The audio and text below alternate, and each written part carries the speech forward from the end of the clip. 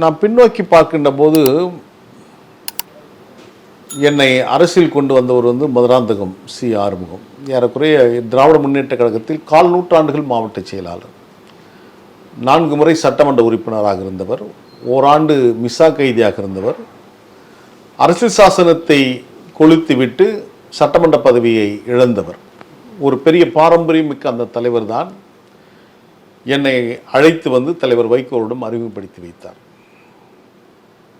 அவர் விலகி சென்ற போது கூட நான் அவரிடம் செல்லவில்லை. அவர் என்னை அழைத்தார், ஆனால் நான் செல்லவில்லை. அதற்கு பின்பாகவும் கழகத்தில் இருந்த முக்கிய தலைவர்களெல்லாம் விலகி சென்ற போதும் அவர்கள் நினைத்தார்கள் நான் வருவேன் அப்படின்ட்டு நான் போகவில்லை. ஏன்னா நான் தலைவர் வைகோவுடனே பயணிக்க வேண்டும் என்ற உறுதியோடு தான் நான் இருந்தவன். எனவே இப்படி இருக்கின்ற போது தலைவர் என் மீது ஒரு நம்பிக்கை வைக்கிறார், சரியாக இருக்கிறேன் அப்படின்றதால